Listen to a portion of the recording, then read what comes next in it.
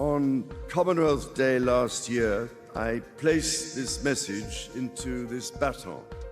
In February 2026, a member of the British royal family was arrested. Not questioned, not criticized in a newspaper, arrested and held for around 11 hours. Nothing like that had happened in modern British history, and it landed on an institution already having its worst run in decades.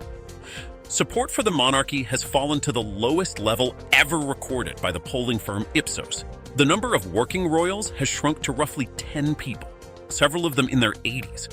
One is 90 years old and still carrying out public engagements. The heir to the throne reportedly wants to shrink it further still. So, is this actually the end of something? Or is it just a very bad chapter? Because here is the part nobody expects. While all of that was happening, King Charles quietly recorded his highest approval rating ever.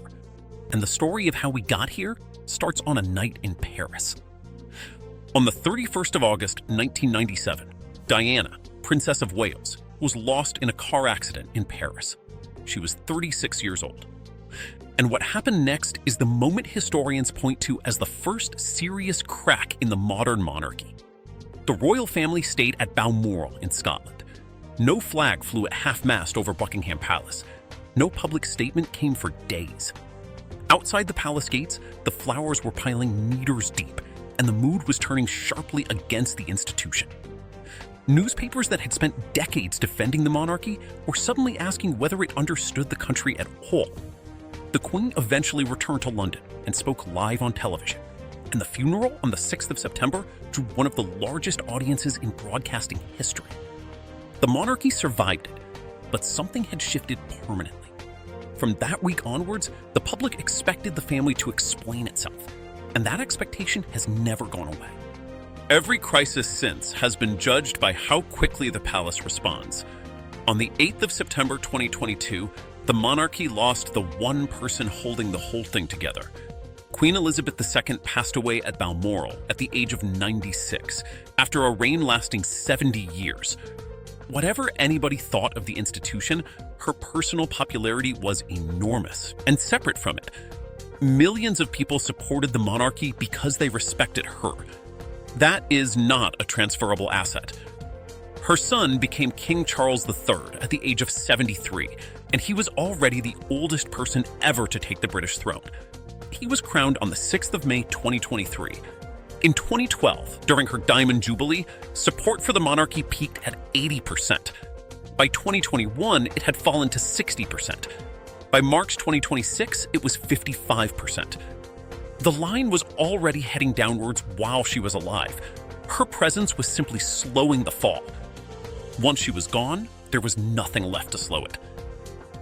In January 2020, the sixth in line to the throne announced he was walking away, and the family has not really recovered. Prince Harry and Meghan, the Duke and Duchess of Sussex, announced their step back on the 8th of January 2020 and moved to California. What followed was extraordinary by royal standards. An interview with Oprah Winfrey in March 2021, a Netflix series in December 2022, and in January 2023, Harry published a memoir called Spare, which became one of the fastest-selling nonfiction books in British publishing history. In May 2025, he lost a court of appeal challenge over his security arrangements in the United Kingdom, effectively ending that legal route. There have been small signs of thaw. He had private tea with his father in September 2025, their first meeting in about 19 months, and Charles hosted him and his family in July 2026. But Harry and William are widely reported to remain estranged. Two brothers, one institution, and no clear way back. In the polling, Harry now sits at 33% favorable, and Meghan at 22%.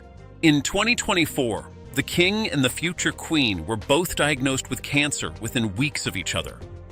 Buckingham Palace announced in February 2024 that Charles had a form of cancer found during treatment for an unrelated condition. The type has never been disclosed.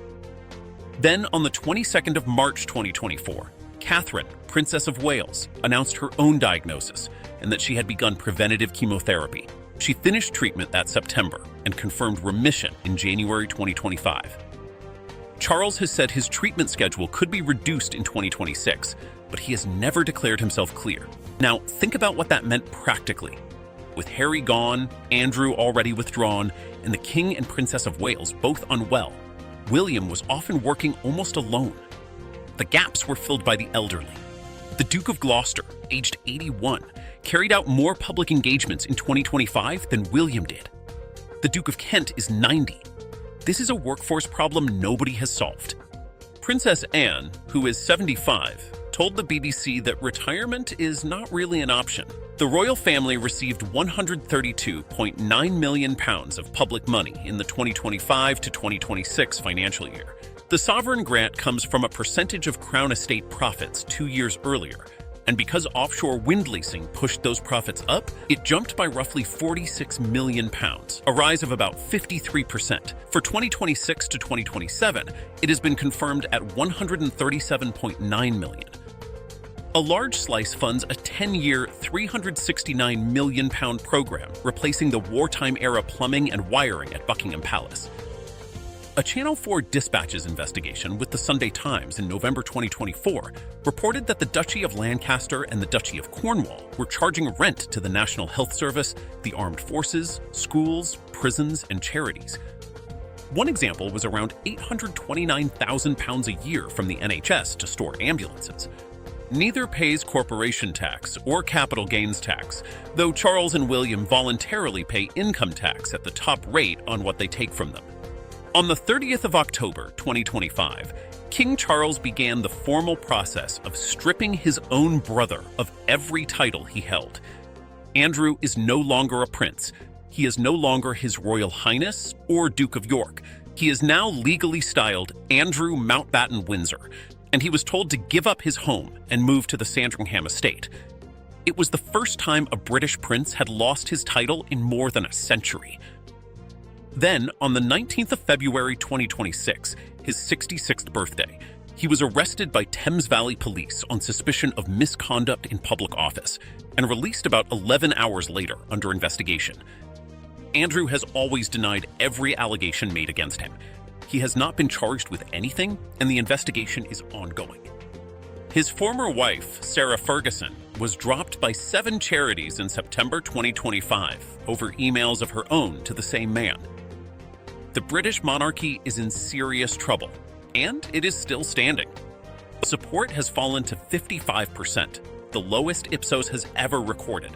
And among people aged 18 to 34, only 33% back the monarchy, while 45% would prefer a republic. In 2013, that same age group backed it at 74%. But now the other side. In July 2026, William was rated favorably by 76% of Britons, and Catherine by 74%, making them the 2 most popular royals in Britain. Charles hit a record 68% saying he is doing a good job. So this is not a collapse. It is something slower and harder to fix. An institution running out of people, running out of the young, and running out of time to convince them. The next 20 years will decide it. That our children are at an age, again, quite young, so this isn't in our immediate future. Meghan Markle wore Princess Diana's ring to her own wedding reception. That is where this starts, and it does not stop there. Meghan's engagement ring holds 2 diamonds taken from Diana's personal collection. Meghan wore Diana's bracelet on the night she sat with Oprah Winfrey and took the royal family apart on live television. Meghan named her daughter Lilibet Diana. Meghan carried Lily of the Valley in her wedding bouquet, the exact flower Diana carried in hers. And Prince Harry has written in print that he is watching his wife face the same forces that took his mother. The world noticed all of this a long time ago, and the comparison has been running ever since. In Andrew Morton's biography of her, a childhood friend is quoted saying Meghan was fascinated by the royal family and wanted to be Princess Diana 2.0. Meghan has never confirmed that, and it is disputed. But look at what she has actually done since 2018, and decide for yourself. Diana Frances Spencer was 20 years old, sheltered, and had barely spoken in public when she married the future King of England on the 29th of July, 1981, at St. Paul's Cathedral, in front of an estimated 750 million viewers. 37 years later, Meghan Markle married that same king's second son at Windsor on the 19th of May 2018, watched by tens of millions more. Two outsiders, two royal brothers, two of the biggest weddings in television history. And Andrew Morton, who has written biographies of both women, says the identical thing about each of them. Neither was remotely prepared for what came next. Diana collided with the palace machine within months. So did Meghan. Both were blamed when long-serving royal staff walked out. Both were painted as difficult by the same institution. And both ended up estranged from their own families. Diana from her mother, Meghan very publicly from her father, Thomas Markle.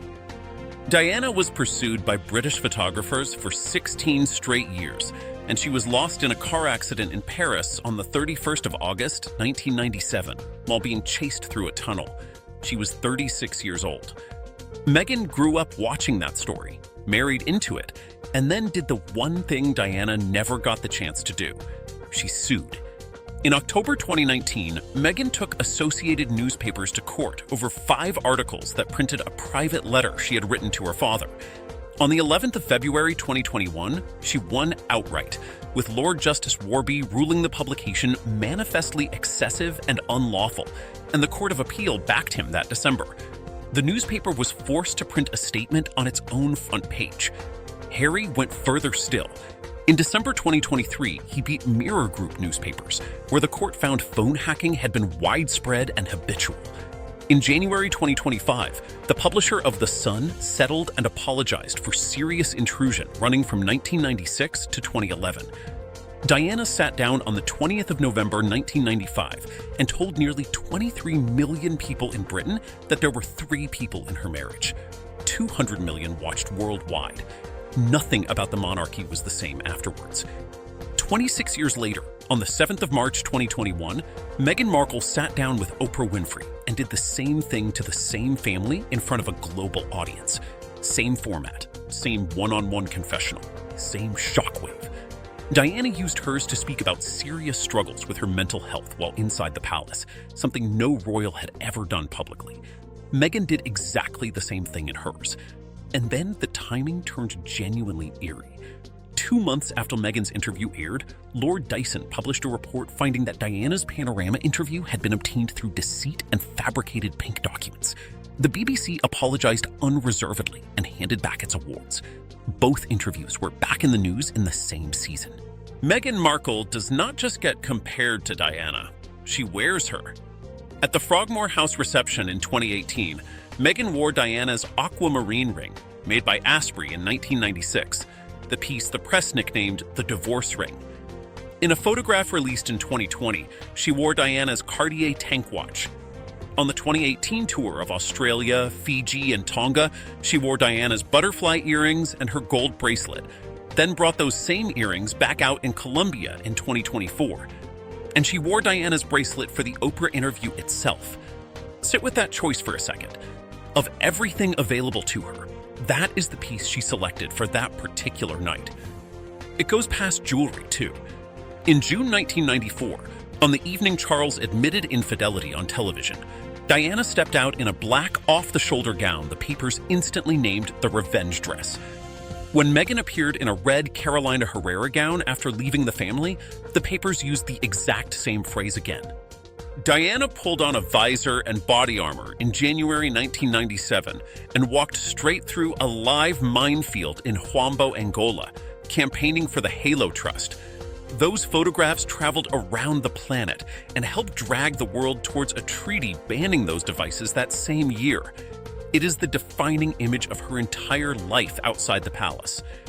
22 years later, her son became a patron of that same charity and walked the same ground in September 2019, during the tour he took with Meghan through southern Africa. He walked it again on the 16th of July 2025 at Africa's largest minefield in Quito, Cuanavale. Meghan has no single humanitarian moment on that scale. Her work has run through women's empowerment, the Grenfell Community Cookbook, and since leaving the family, the Archwell Foundation and her lifestyle brand. Same instinct, very different scale. Meghan and Harry did not wait for the press to draw this connection. They drew it themselves. Their daughter arrived in June 2021, and the couple's own statement confirmed her middle name was chosen to honor her beloved late grandmother, Lilibet Diana. Harry has been completely direct about the parallel ever since.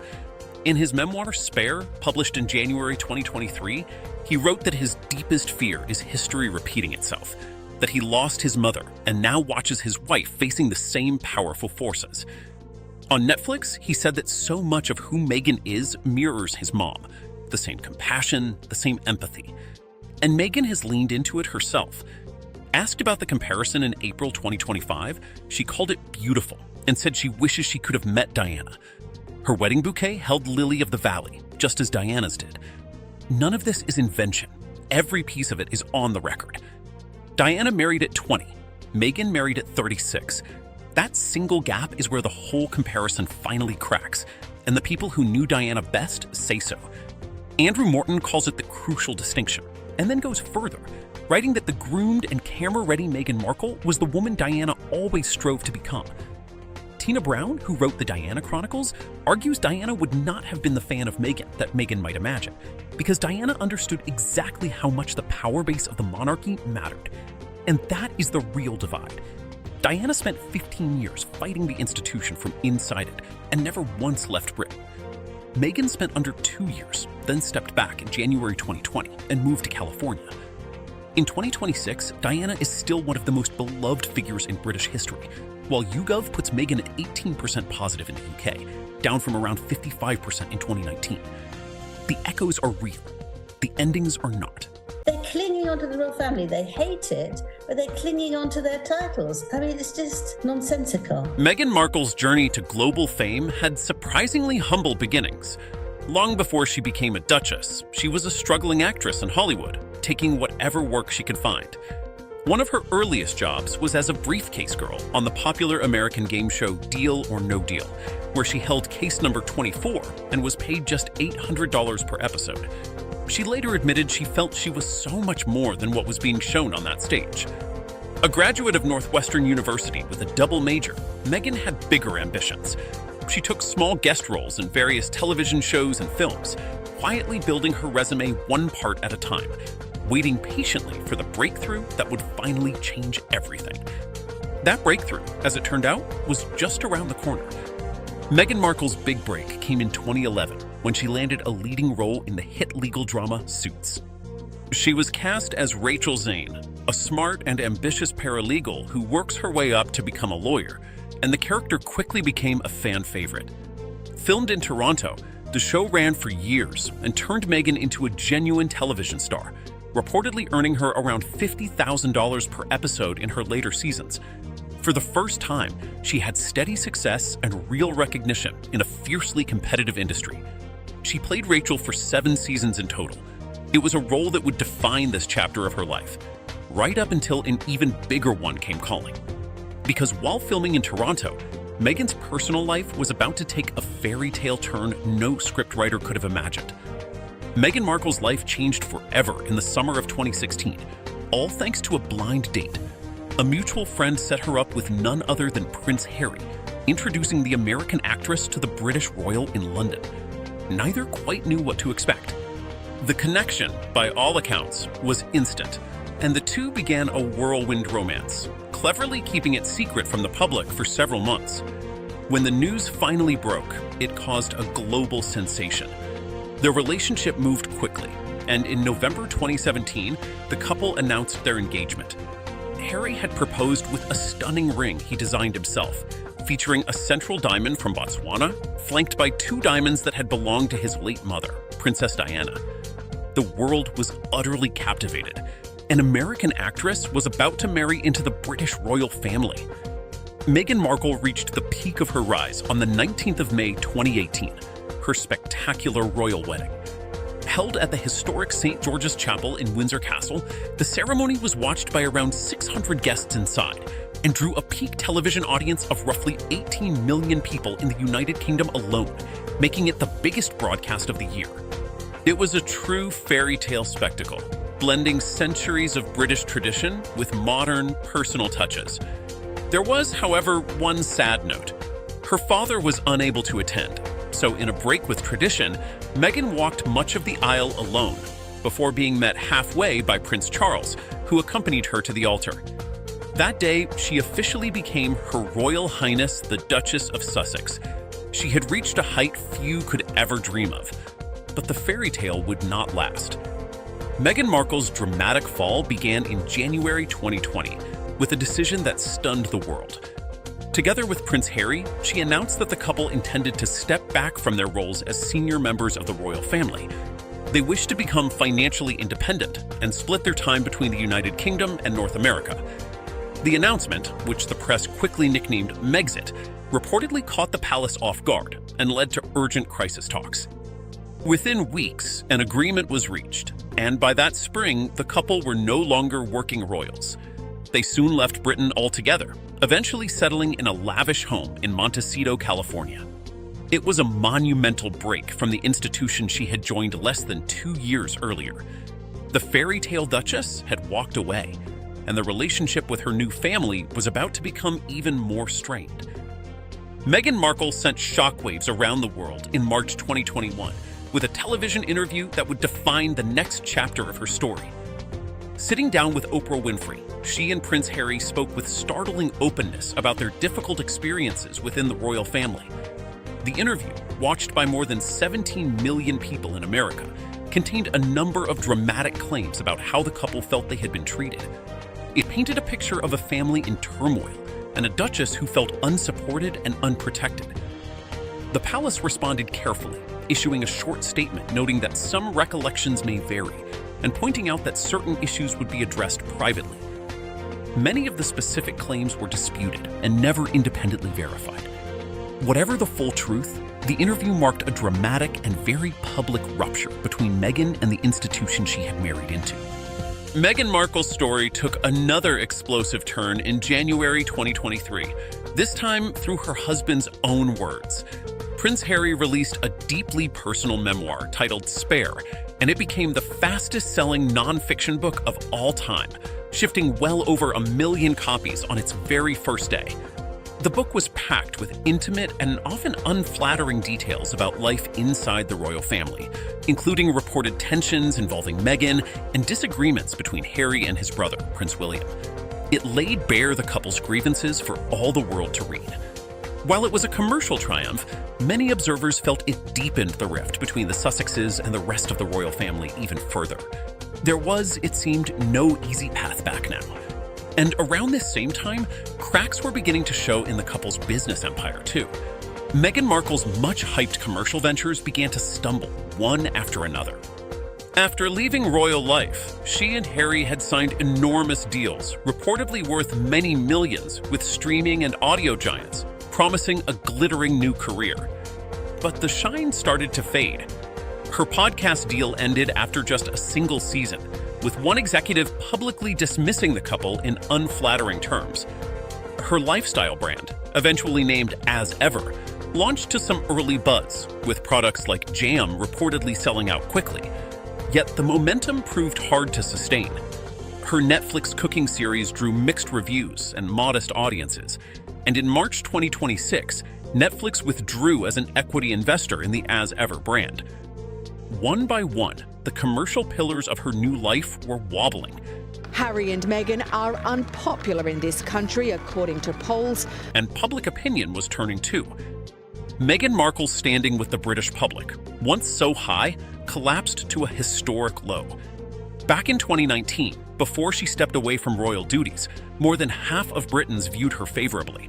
But by January 2026, that figure had crashed all the way down to just 19%, the lowest ever recorded for her, with 2/3 of the public holding a negative view. Her popularity in the United States also softened noticeably in early 2026. There is, however, an interesting twist in the numbers. Younger people tend to view her far more warmly than older generations do, revealing a sharp generational divide. Still, the overall trend was undeniable, and it was painful. The woman once celebrated as a breath of fresh air for the monarchy had become one of its most divisive figures. Yet her story was not quite over. We we can all agree that Prince Harry and Meghan Markle's romance is one of whirlwind proportions. Compared to Kate Middleton and Prince William's 7-year dating timeline, the two got engaged and then married in under 2 years. And despite Meghan's Hollywood background, the couple keeps a great deal of their relationship out of the public eye. But some things aren't as publicized. So in this video, I will be talking about 10 surprising facts about Meghan and Prince Harry's relationship. How's it going, After the Facts family? I really tried hard with the accent, but I got kind of tired, so we're gonna do the rest of the video in my own American accent. I'm back, and guess what I'm back with? You guessed it right, another one of your favorite videos. God, you guys are so good at this guessing game. I'm excited about this video because Meghan Markle and Prince Harry have recently been trending with a recent announcement that the couple has made in January of 2020. So how about we jump right into the video and learn more about their relationship together. So a very surprising fact about this couple is that they actually met each other on a blind date. In their engagement interview, Prince Harry and Meghan Markle revealed that they didn't know a single thing about the other before their first date. Royal expert Katie Nicole revealed that Harry had seen his future wife on Suits and then described her as his ideal girl when asked what he was looking for in a woman. Meghan Markle and Prince Harry disclosed in their official engagement interview that they were set up by a mutual friend on a blind date. The friend is reported to be Harry's childhood friend Violet Von Westenholz, who does PR for Ralph Lauren, which is how she met and became friends with Meghan. When reported matchmaker Violet first approached Meghan about setting her up with a royal, Meghan only wanted to know one thing: was he nice? But Meghan and Harry have yet to confirm their matchmaker's identity. While posing for their official engagement photos in November 2017, Prince Harry told photographers that he knew Meghan was the one the very first time we met. This is honestly so sweet, but it just makes me wonder, where are my friends and why are they not setting me up with a prince on a blind date? Ladies, please help your girl out. Speaking of knowing she was the one from the very beginning, it is reported that Prince Harry and Meghan Markle actually fell in love on a camping trip in Africa, which was their third date. But they were actually secretly dating for about 6 months. Prince Harry knew it would be hard to continue to get to know Meghan Markle under the media's magnifying glass, so he whisked her away to Africa where the two fell in love on a camping trip under the stars. How freaking romantic. After only 2 dates and then going effectively on holiday together in the middle of nowhere in Botswana, it was amazing to get to know her as quickly as I did, Harry said during their engagement interview. Before they were engaged, Meghan Markle spoke their relationship to Vanity Fair and said, "I can tell you that at the end of the day, I think it's really simple. We're two people who are really happy and in love." She says, "We were very quietly dating for about 6 months before it became news, and I was working during that whole time, and the only thing that changed was people's perception. Nothing about me changed. I'm still the same person that I am, and I've never defined myself by my relationships." On the more unfortunate side of the relationship, it is said that Prince Harry was so concerned for Meghan Markle's safety that he released a plea to the media a few months into their relationship. Prince Harry started to worry about Meghan Markle's safety just months into their relationship when photographers began to flood Markle's mother's door. He then released an official plea to the media via Kensington Palace, something very rarely done by royal family.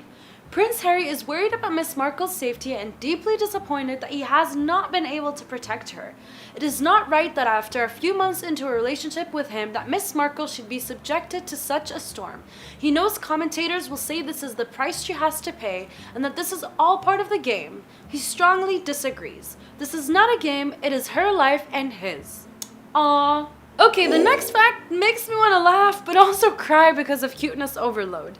During their engagement announcement video, Prince Harry spilled the details of how he proposed to Meghan Markle. Harry described a cozy night in their cottage and that he and Meghan were just enjoying each other's company in their home while baking a chicken when Harry got down on one knee. Prince Harry proposed to Meghan Markle back in November 2017. Prior to her official engagement to Prince Harry in November 2017, though, Meghan Markle started wearing a tribute to her fiancé-to-be in April 2017. TMZ acquired photos of the Duchess wearing a minimalist gold ring with an H initial while leaving a yoga class in Toronto. She wore the H band on her index finger, but it was definitely a precursor to bigger things to come. Guys, if this isn't the kind of love I get to experience in life, then I don't want it. Although many people think that any woman who marries a prince becomes a princess by default, that's not actually how the monarchy works. Just don't tell Disney. Instead of becoming a princess, Meghan became the Duchess of Sussex, rather than Princess Meghan. The reason for that is simply that a commoner marrying royalty cannot be a princess. Only a woman of royal blood can gain the title princess through marrying a prince. Okay guys, so we have 5 more facts left to this video, but before I go on to list them, make sure you give this video a big thumbs up and make sure to smash that subscribe button. I want to see you smash that button so you can always be notified of our new videos. We teach you guys something new every day, so you definitely don't want to be missing out. Another surprising fact that most people don't know about this couple is that they couldn't have been married before 2015. Since the days of Henry VIII, religion and the crown have been closely linked in England. The monarch is also the head of the Church of England. This meant that royal protocol used to demand that anyone in line to the throne marry a fellow Anglican, with Catholics strictly prohibited. However, a 2015 amendment to the Act of Settlement removed this requirement to allow royals to marry people of other faiths. This is good news for Meghan, whose religious background is complicated. Her father is Jewish, as is her ex-husband, and she has occasionally identified as Jewish in interviews. However, she has also talked about her Protestant mother and identified with that faith too. To make things even more complicated, she also went to Catholic school. Another rare thing for a royal is the fact that Harry married a woman older than himself. As of 2020, Meghan is 38 years old, while Harry is 35. This is not a huge age gap by any means, but it's certainly more common for royal men to marry younger women. However, Meghan is not the first in this situation. Instead, that prize goes to Eleanor of Aquitaine, who was 11 years older than Henry II of England. 200 years later, Edward the Black Prince married Joanne of Kent, who was 2 years his senior. Edward's son, Richard II, also married an older woman, as did Edward IV, who married Elizabeth Woodville in 1464. Similarly, Henry VIII's first wife, Catherine of Aragon, was also older than him. And then 200 years later, Queen Caroline of Ansbach was only a few months older than her husband. Kate Middleton is also a few months older than William. However, Meghan with her 3 years represents the biggest age gap in line to the throne in nearly 2 centuries. Meghan has been flashing a gorgeous rock since the announcement, but it's more than just a pretty diamond. Before the two became officially engaged, some thought that Harry might propose with one of the Queen Mother's rings, but it turns out that he made his own custom-made ring. The new ring features 1 large diamond with 2 smaller diamonds on either side, and, well, there's a story to them. The central diamond is from Botswana, an area that means a lot to both of them from their charity work, and the 2 smaller ones are from Diana's jewelry collection. Harry said that he made the choice to include her diamonds to make sure that she's with us on this crazy journey together. That's so sweet. Long before Meghan Markle said "I do" to Prince Harry, she was married to a film producer and talent manager in Los Angeles named Trevor Engelson. They reportedly started dating back in 2004, and after 7 years of being together, Markle and Engelson tied the knot in a casual ceremony on September 10, 2011 at the Jamaica Inn in Ocho Rios. However, just 2 years after getting married, Markle and Engelson quietly separated in August of 2013. It's unclear why they got divorced, but clearly she's since moved on, and so has he. Engelson reportedly got married to his fiancée Tracy Kurland in California. Last but certainly not least is the recent announcement that the couple has made in January of 2020. The Duke and Duchess of Sussex have announced that they will step back as senior royals and work to become financially independent. In a statement, Prince Harry and Meghan also said they plan to split their time between the UK and North America. The BBC understands no other royal, including the Queen or Prince William, was consulted before the statement, and Buckingham Palace is, quote, disappointed. Last October, Prince Harry and Meghan publicly revealed their struggles under the media spotlight. In their unexpected statement on Wednesday, also posted on their Instagram page, the couple said they made the decision after many months of reflection and internal discussions. We intend to step back as senior members of the royal family and work to become financially independent. It has been over a decade since I first came to these awards, and every year they never fail to surprise and inspire me. Prince Harry was, not so long ago, the single most beloved member of the British royal family, and the scale of his fall is genuinely staggering. Back in 2011, polling found that around 82% of the British public viewed him positively, with barely 1 in 10 holding a negative opinion. He was the cheeky, warm, relatable one, the soldier prince, the boy the nation had watched grow up and quietly rooted for. He was still polling above 70% as recently as 2019. Then came the collapse. By early 2023, as his memoir hit shelves, his approval had crashed to around 24%, with roughly 2/3 of Britons viewing him negatively, the lowest figures ever recorded for him. He has recovered only slightly since, hovering around 30% through 2026. In roughly a decade, he went from national treasure to one of the most divisive figures in the country. This is the story of how that happened. Prince Harry became a figure of enormous public affection at just 12 years old, in the most heartbreaking circumstances imaginable. Born in September 1984, as the second son of Charles and Diana, he was always the spare, the one who would never inherit the throne, which gave him a freedom his older brother never had. Then, in the summer of 1997, he lost his mother in a car crash in Paris. At her funeral that September, the 12-year-old walked slowly behind the procession through the streets of London, alongside his father, his brother, his grandfather, and his uncle, as the world watched in silence. That image of a small boy following his mother on the saddest walk imaginable became one of the defining photographs of the era. It moved millions and forged a bond between Harry and the British public that would last for decades. Whatever came later, that day never truly left people's memory. Prince Harry's military service transformed him from a headline-grabbing young royal into someone the public deeply admired. He entered the Officers' Academy at Sandhurst in 2005 and was commissioned the following year, joining a historic cavalry regiment. He completed 2 deployments to Afghanistan, first in 2007, which was cut short when foreign media revealed his location, and again from 2012 into 2013, when he served as an Apache helicopter co-pilot. He qualified as an aircraft commander and left the Army in 2015 as a captain, having served for around 10 years. Crucially, he did not stop there. In 2014, he founded the Invictus Games, an international sporting competition for wounded and injured service personnel, which has since grown into a genuinely beloved global event. The most recent edition, held in Canada in early 2025, brought together over 500 competitors from 23 nations. It remains, by common consent, his finest achievement. Prince Harry reached the absolute peak of his popularity on the 19th of May 2018 at St. George's Chapel in Windsor Castle.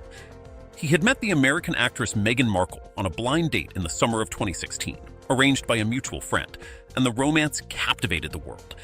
Their engagement was announced in November 2017. The wedding itself was a genuine global spectacle, blending centuries of British tradition with modern touches, and it was watched by an enormous television audience. That day, the couple became the Duke and Duchess of Sussex. For a brief, shining moment, it looked like the beginning of a new chapter for the monarchy itself. Their son Archie arrived in 2019, and their daughter Lilibet in 2021. But behind the fairy tale, tensions with the press and reportedly within the family were already building, and they would surface far sooner than anyone expected.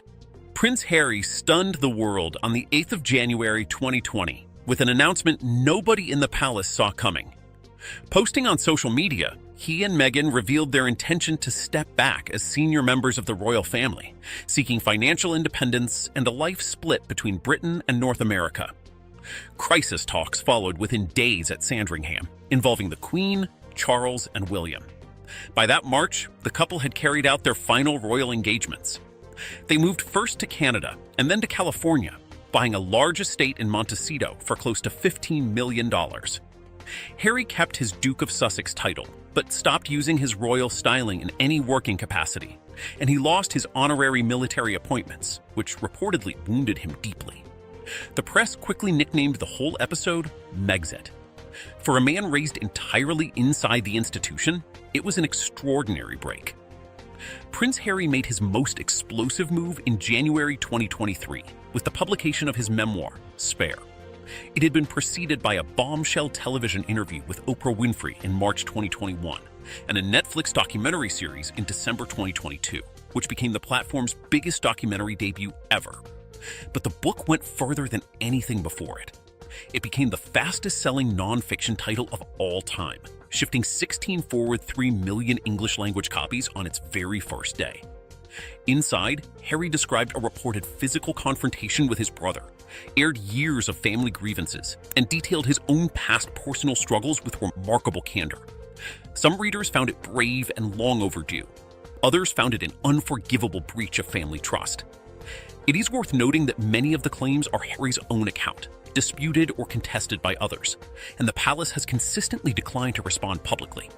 Either way, the relationship with his family reached its lowest point.